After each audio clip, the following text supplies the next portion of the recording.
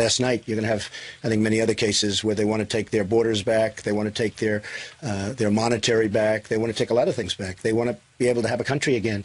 So I think you're going to have this happen more and more. I really believe that. And I think it's happening in the United States. It's happening by the fact that I've done so well in the polls. You look at the recent polling and you look at the swing states and you see how I'm doing. And I haven't even started my campaign yet, essentially. I mean, we've done very well. We're raising a lot of money for the Republican Party. I'm going to be funding a lot myself, but we're raising a lot of money, John, for the Republican Party. And you'll see those numbers come out over the next 30 days and in particular 60 days. The numbers that were put out last week were just a very start. That was a very small period of time just to start. But we have raised a lot of money, especially money coming in from small donors. You'll be amazed when you see the kind of numbers we're talking about, because we were amazed and I was amazed. But that'll be reported fairly soon. But I really do see a parallel between what's happening in the United States and what's happening here. People want to see borders. They don't necessarily want people pouring into their country that they don't know who they are and where they come from. They have no idea. And I think, you know, it not only did it win, but it won by a much bigger margin than people thought it would happen. And how would your administration approach the Brexit? Well, you just have to embrace it. It's the will of the people. You know, it's not a question of approaching it. It's the will of the people. It's always the will of the people. Ultimately, that wins out.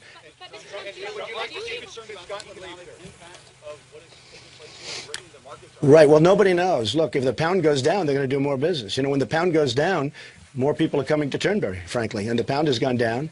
And let's see what the impact of that has. But I think places like Scotland and England and different places in Great Britain, I think you're going to see a lot of activity.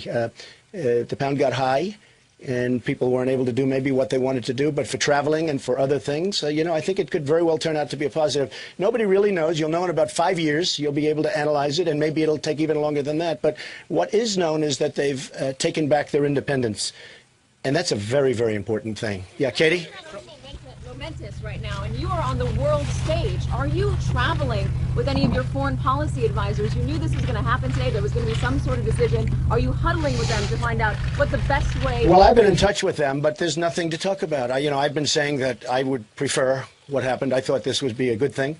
I think it'll turn out to be a good thing. Maybe short term not, but ultimately I think it will be a good thing. And I've actually been in touch, and some, by the way, don't like it, and some do like it. You know, they're advisors. They're like everybody else. They probably know less. Every one of these advisors. Somebody said, gee, you should use... Special relationship, the U.S. and the U.K. for quite some time now. But with this vote, their standing in the world, their standing in Europe will certainly be diminished. Their influence will be diminished. Will they still be the first call for you, for the U.S.?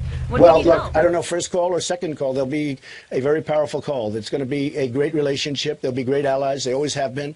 And I think zero will change on that score. There's never been a better ally. And I think nothing will change on that score, Katie.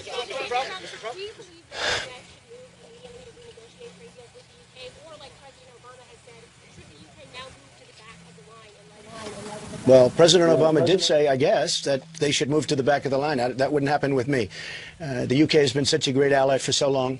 They'll always be at the front of the line. They've been amazing allies in good times and in bad times. And sometimes they make mistakes together, but as we know, but they've always been great allies. So I will tell you, I think that I was very surprised when I heard President Obama say that. And I think he said that because he thought for sure it was going to stay together. But it didn't stay together, and I felt it wouldn't stay together. And again, I think that's what's happening in the United States. It's not staying together. It's a really positive force taking place. They want to take their country back. The people want their country back. We don't want to lose our jobs. We don't want to lose our borders. They want to have wage increases. They haven't in the United States, folks, for the members and all of my members at Turnberry. I mean, we've had hard-working, great people that haven't had a real wage increase in 18 years. So they're working harder now, and they're making less money. So go ahead.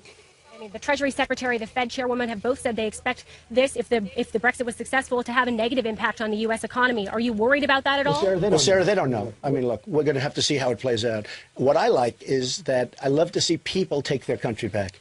And that's really what's happening in the United States. And I think you see that. And that's what's happening in many other places in the world. They're tired of it. They want to take their countries back. And, you know, this isn't such a phenomenon like some people are saying. And when people ask me what I thought was going to happen, as you know, I said, I think they're going to break away. And it's just turned out that way. And it was a little bit surprising because the polls indicated probably that it wouldn't happen, 80%. And when I landed this morning, the first thing I asked is that. And, I mean, it was fairly close, but it wasn't that close. So we'll see what happens. I think it'll be a good thing. You're taking your country back. You're going to let people that you want into your country. And people that you don't want, or people that you don't think are going to be appropriate for your country or good for your country, you're not going to have to take. And, you know, look, Europe, like the United States, has made tremendous mistakes over the last period of time. You look at Germany, you look at some of the things that are happening, there have been tremendous mistakes that have been made. So I think it's going to end up being a very good thing, but it'll take time. Well, just on what you said as well about Europe and other countries in Europe, would you support the breakup of the European Union? Because that seems to be what would happen. Well, it looks like it's on its way, and we'll see what happens. I can tell you I have a lot of friends living in Germany that have always been very proud Germans, to a level that you wouldn't believe. They would be bragging about their country. They would be talking about their country as though there was no other place. They're members of Mar-a-Lago and different places that I have. And now those same people, some of them, are saying they're leaving Germany, they're moving. They never even thought of moving. Now they're thinking about moving because of the tremendous influx of people. And you know what's happening in Germany. It's a real problem. And these are people that were very proud Germans, that were beyond belief. They thought the greatest that there ever was. And now they're talking about leaving Germany. And you see the problems in Germany. So I could see it happening. I have no opinion, really, but I could certainly see it happening. I saw this happening. I could read what was happening here, and I could see things happening in Germany. I hope they straighten out the situation because, you know, it can really become a nasty, it can be very nasty. What's going on can be very, very nasty. Building safe zones in Syria, great idea. Building safe zones, magnificent, big, safe as can be. But when you're taking them into the United States by the thousands, and we don't know who they are, when you're taking them into Germany and other countries, and all you have to do is look around the world, see what's happening. There's some real problems. It is easy for politicians to use immigration to divide electorates. How does a leader unite people? Well, you unite people by having a happy country.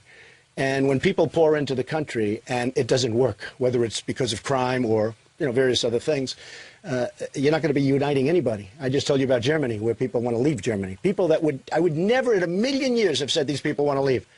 But they're going to be leaving. So you can't unite a country by forcing things down the people's throats. And that's what happened here. People are not happy. Yes, sir.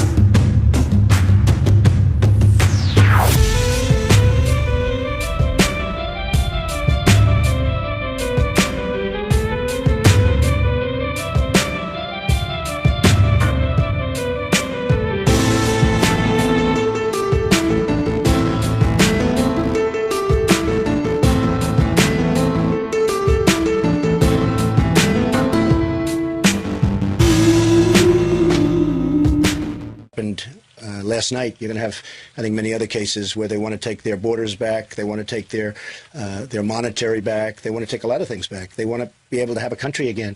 So I think you're going to have this happen more and more. I really believe that, and I think it's happening in the United States. It's happening by the fact that I've done so well in the polls. You look at the recent polling and you look at the swing states and you see how I'm doing, and I haven't even started my campaign yet, essentially. I mean, we've done very well. We're raising a lot of money for the Republican Party. I'm going to be funding a lot myself, but we're raising a lot of money, John, for the Republican Party.